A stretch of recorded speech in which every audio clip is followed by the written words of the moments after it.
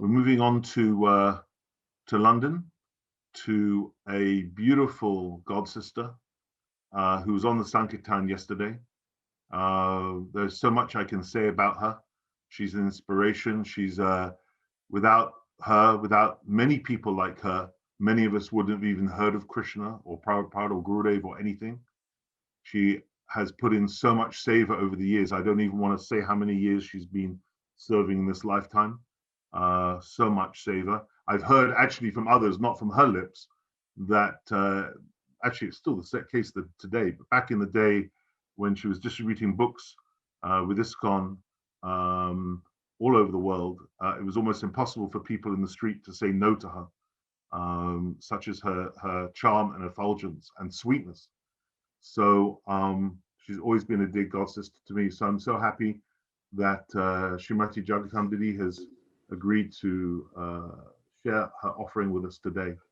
Didi, I hand over to you, my dear. Jai. Thank you. Haribol, Dandava.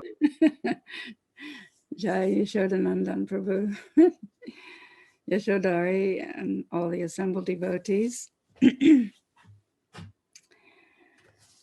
Well, yeah, this is why I find it very hard to speak in this Sangha. I used to give classes regularly in ISKCON, especially at the lunch program at Soho Street.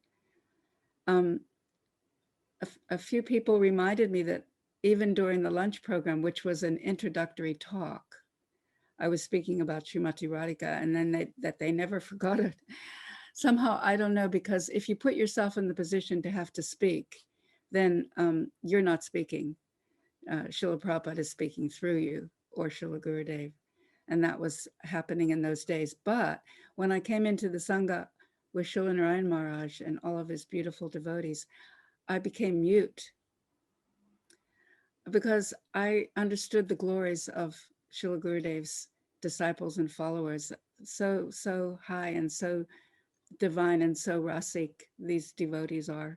And therefore, I feel so very embarrassed to speak in front of all of you, especially, funnily enough, how Krishna's arranged for me to speak after dear Madhurat Prabhu from Germany, whom I've never met before, but I feel so honored to have heard from such a pure and humble soul. Thank you very much. Your love for Srila Prabhupada, your mamata for Srila Prabhupada really, really shone through that beautiful offering. My heart is just breaking. And, you know, your love for Gurudev, because it's obvious that you have the qualification of being able to hear. You've heard so much. Obviously, otherwise you couldn't have spoken the things that you spoke today, not only from Gurudev, but from, you know, all the devotees that you mentioned, Gaur Govinda Maharaj, Vaman Maharaj, and Trivikram Maharaj, and all the devotees. So thank you very much for that offering. And thank you for allowing me to speak. Manchakalpa Trubhyas Charkripa Sindhubhya Chapatitanam Pavanebhyo Vaishnavebhyo Namo Namaha Om Jnana Timirandasya Gyananjana Shalakaya Chakshurum Militam Jena Tasmai Shri Gurave Namaha. I beg the mercy and blessings of Srila Prabhupada, my Diksha Guru, and also of Srila Gurudev and all the assembled devotees, that their mercy can flow through me, and I can say something of relevant glorification at their lotus feet.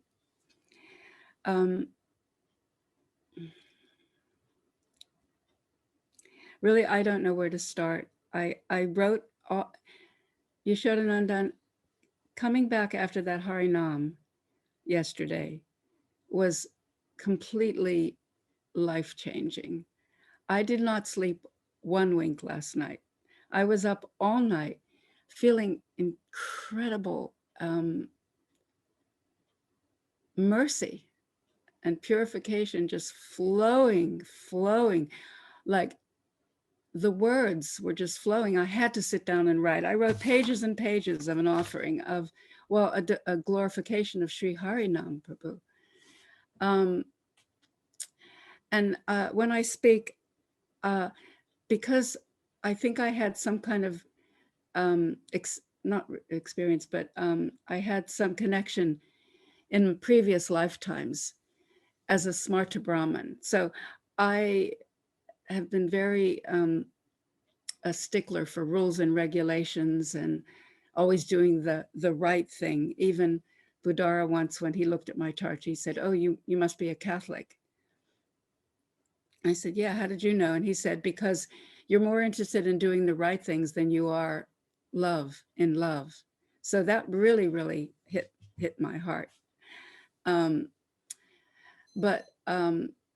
you know, wow, all I can say is Srila Prabhupada and our whole Guru Parampara, they make these arrangements for persons like myself to come,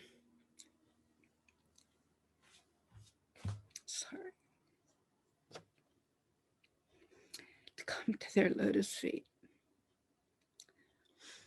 without any qualification whatsoever. Take your time, Didi. Take your time.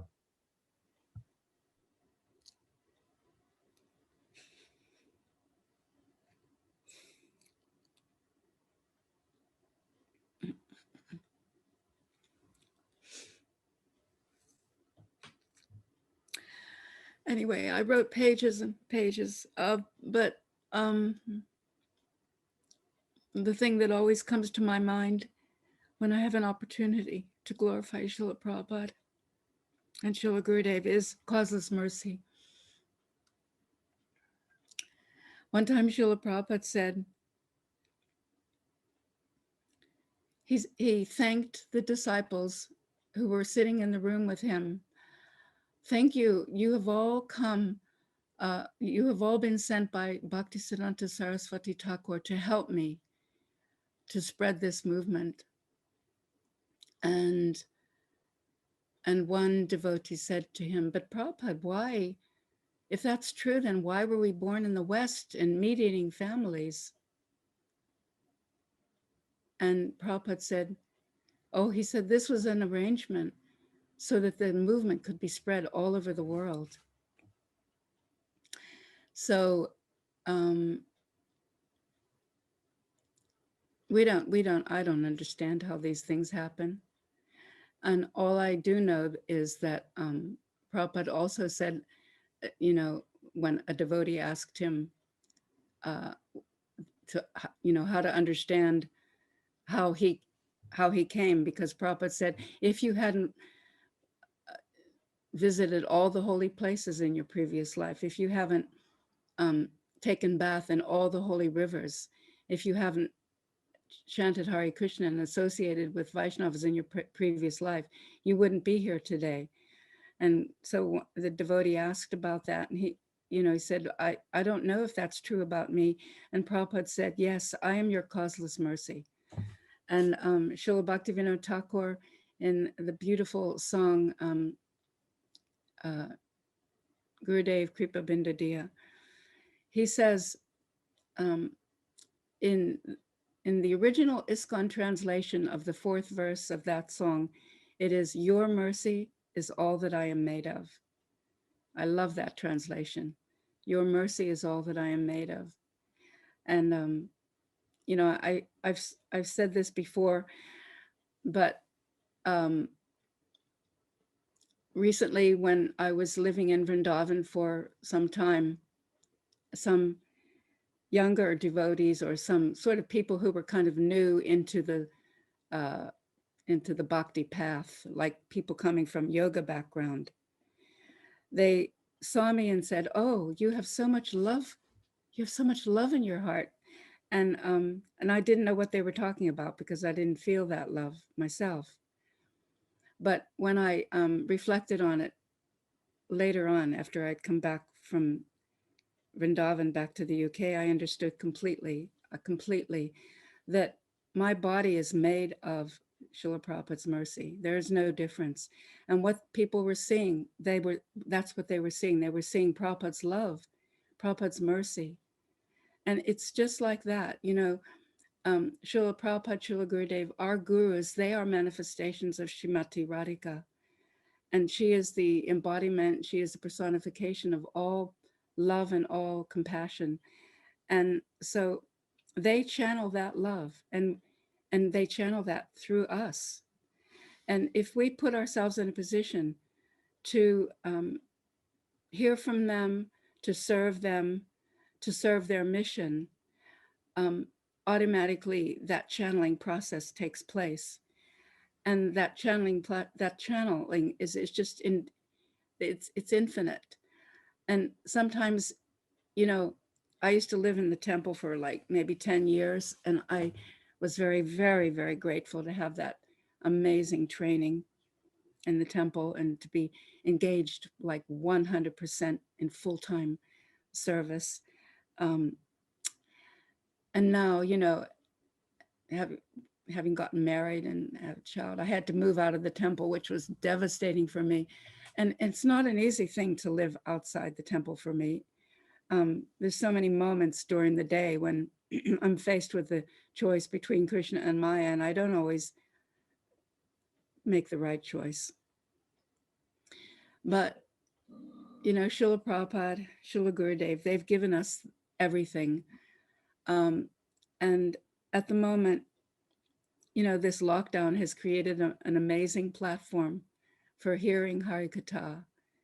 And so by Radhika's mercy, by Srila Gurudev's mercy, Prabhupada's mercy, I'm able to share Harikatha, especially Srila Gurudev's Harikatha, with devotees, many of whom were born and raised in ISKCON and who are hankering for that nectar.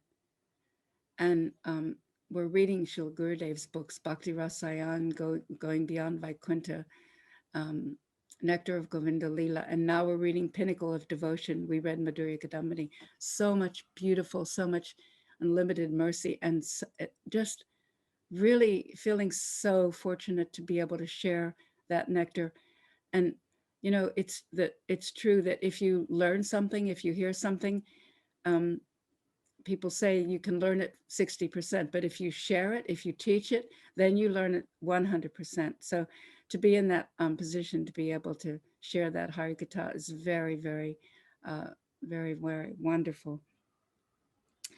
And I said to Yashoda, if it's okay, I'll just say how I came to Prabhupada and how I came to Gurudev. But last night, feeling the incredible mercy of being on the Harinam, I wanted to share something of that, because without Srila Prabhupada, without Srila Gurudev and our parampara, we would have nothing to do with anything as so transcendental as Sri Harinam. And I was thinking how in our individual homes, we're chanting our japa, and the japa is very purifying. It cleanses our heart. It opens our heart. Srila Govinda Maharaj said we have entered a crying school. If we're very, very fortunate, we can cry while we're chanting. And that's a very deep place, which I don't find myself at very much. And but when you go on Harinam Sankirtan, it's a completely different situation, because you're in the association of devotees. And I feel in our case, I'm in the association of Rasic devotees, and that makes the Harinam explode in bhav. And so it's just such an incredible situation. Yesterday, so many people were expressing their appreciation of us. And one lady, an owner of a shop, even invited us to come into her shop and chant for a few minutes, she said. And when we came out, she said, now I will be successful everything in my life, in my shop will be auspicious. So people are beginning to understand this, and this again is just mercy flowing from Sri Guru.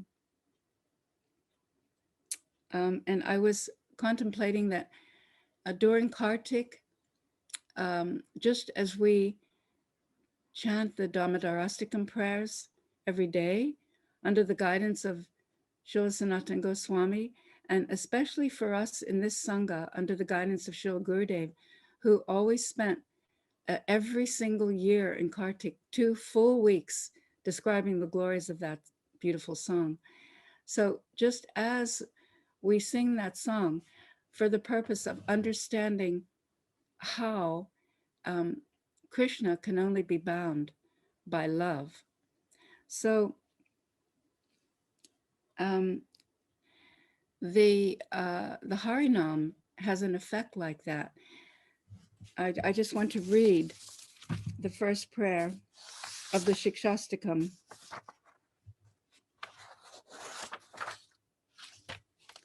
Which I had here. 31.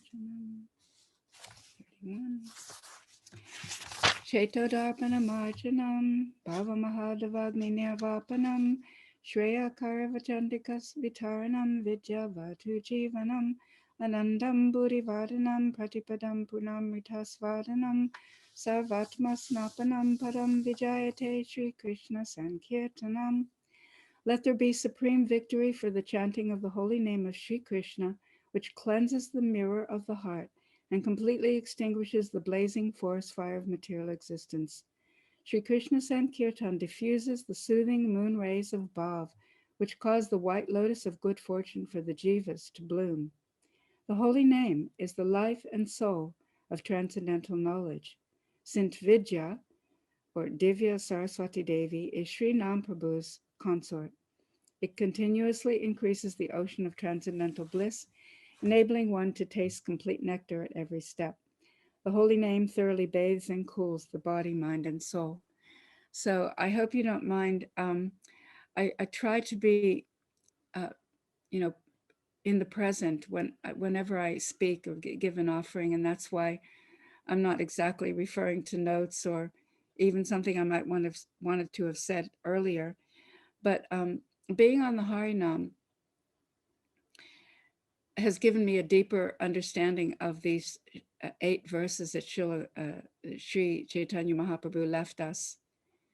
And as we know, these are the only recorded written verses that Mahaprabhu gave.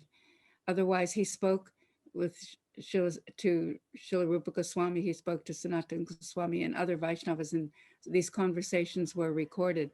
But nothing else was recorded other than these 8 verses.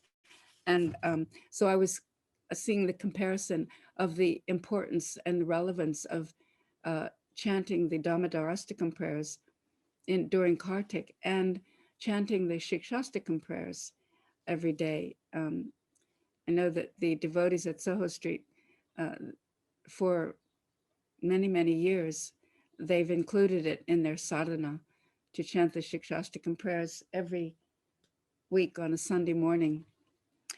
And so,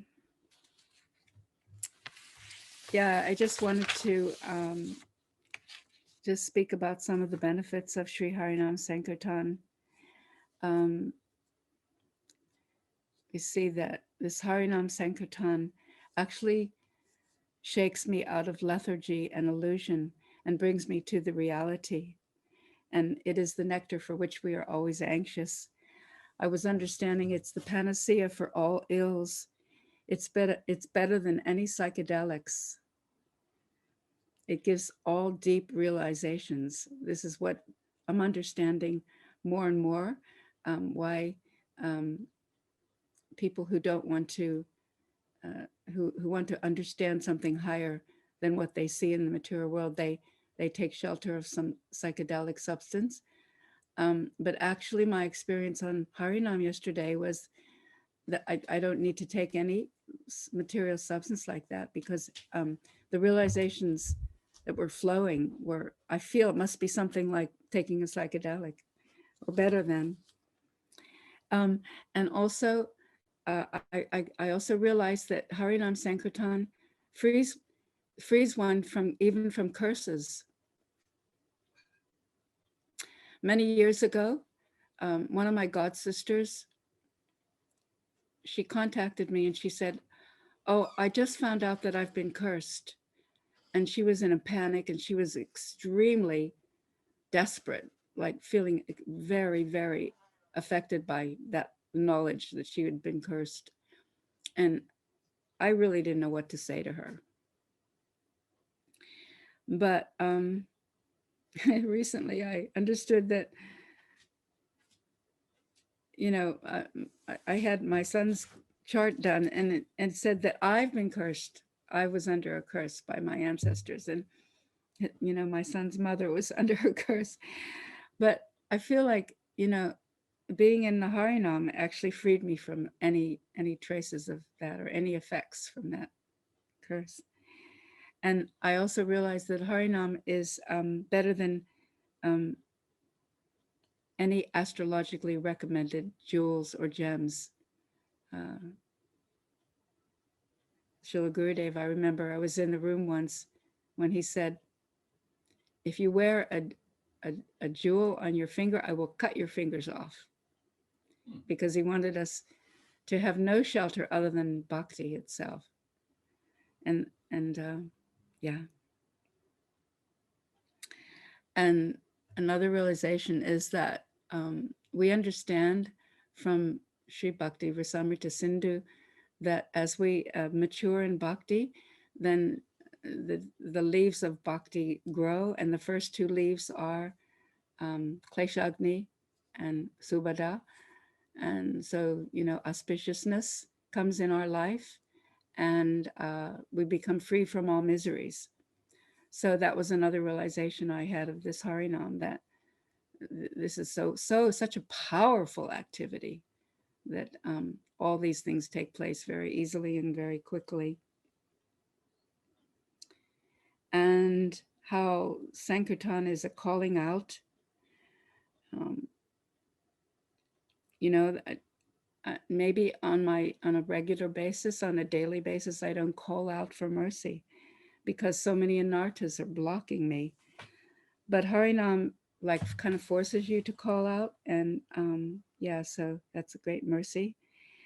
And how all anarthas are cleared, even very stingy anarthas that kind of want to cling to your insides, and the Harinam actually erases all these things. So yeah, so I just wanted to share these things. How much time do I have? Pretty much done. But if you have another little jewel, why not throw it in there for us? As long as it's not an astrological jewel. Oh, well, maybe I'll get another chance to describe how I came to Srila Prabhupada and Srila Gurudev. Oh yeah, if it's that story, then definitely we'll bring you back. And Yeah, because we want the full version of that. You know, I'll be coming after you, Jagatam. I won't let you go. You're gonna have to. Yeah. Yeah, well, it's your mercy that these Harinams are going on. You showed up, so you know, everyone I know was really appreciating, really, and I invite anybody who can possibly come out on these Harinams to put yourself in a position where you can drink nectar. Drink nectar from your ears and your heart, and you know, in the descriptions in Chaitanya Charitamrita, when Lord Chaitanya was traversing from one marketplace to another in Harinam Sankirtan with his associates, and it's described there that the holy names that they were singing could be heard throughout the three worlds. So how is that? You know, how can this be? How can this happen? How we're in just one little spot, Portobello Road. And of course, we're not Lord Chaitanya, but is Lord Chaitanya with us? Yes. We're in Lord Chaitanya's Sankirtan movement by mercy of our Guru Parampara. And are the holy names being heard throughout the three worlds? Yes. That is the potency of Nam Prabhu. And because it's a ripple effect. So, yeah, thank you. I just realized, I think portobello actually literally means mushroom, but if you break the words down, it means portobello, beautiful door. Oh, wow. So it's the beautiful doorway to the spiritual world. So we're choosing that place to start inaugurating more Sankirtan in central London. Wow, thank you. And I just wanted to correct one thing about you saying it's by my mercy. It's not, it's obviously Nityananda's mercy, but actually two other people have really been instrumental in this, Pran Vallabha and Balabhadra, because Right. I was associating with Pran quite a bit, and he would just very casually just explain, you know, he's doing Harinam, while the devotees doing Harinam. He wasn't even complaining about it. He was kind of crying for it. And I was thinking of myself, I was thinking, I'm doing this seva, I'm doing that seva, and I'm thinking, oh my God, I'm not doing any, I'm totally recalcitrant. I'm not even part of Mahaprabhu's mission, because I'm not even considering this and I'm not doing it. And it just woke me up. It's just like, you've got to do that. You have to do it. And then I set a date of November 14, nothing particularly significant about that date. And I had started talking to a few people, but I hadn't set up I don't know if I'd set up the WhatsApp group or not, but somewhere along the line, Balabhadra made his impassioned plea for Sankirtan. Yeah. And that was like, when he did that, that was like, well, there's no way I'm going back. You know, it was like, it took it from it's going to happen to it must happen with urgency. So those two gentlemen really played a very important role in bringing this together. And I feel really honored that we're going out with people like you, Yashashwini, Shripad, Name Mirage. I mean, that was really blissful yesterday that he came. So, yeah. And also, I was very inspired to see the younger boys who recently taken shelter of Dante Maharaj and Van Maharaj, and you can see the glow in their faces. There, it's just so inspiring to be with them. Yeah. And thank you for your beautiful sharing, Jagatam Didi. You never disappoint ever, and what you said about Radharani, the mercy, how we're made of his mercy and her mercy. I was thinking you can also switch that around and say, you know, when we're doing dandavats to our fellow devotee, or most importantly, when we're a bit annoyed with a fellow devotee or miffed or resentful or whatever, you know, all those niggly stuff that goes on in relationships. All we have to do is look for the devotion in the other. Let's just look for Radharani, look for Prabhupada, look for Gurudev in each other. And we only have to find 0.00001% of that in them. We don't have to find a lot of it. It doesn't have to be all of it, just a tiny bit. Whatever that tiny bit of Radha, that tiny bit of Gurudev that's in you, in me, that another person can see, this is what creates Sangha, just focusing on that. Aye. Thank you. So thank you for that. And also the Sankirtan, what you taught me about the Sankirtan, because I am almost too much of an enjoyer to be crying. I'm happy a lot of the time. So but that's not always conducive, that mood for crying as a devotee. But I think what Sankirtan does is it expands your taste to such an extent because of the mercy that's coming to you, that you're then crying for more taste. You're crying for more and more. So I think Sankirtan really does help the crying. All right, thank you. Thank you, Jagatam. Beautiful. We're definitely having you back. Thank you, Prabhu. We're both coming after you, Yashadari as well. I won't be able to refuse. Yeah, especially now that you've left us on a cliffhanger, most definitely. Yeah. You can refuse me, but you can't refuse her. It's not possible. I can't.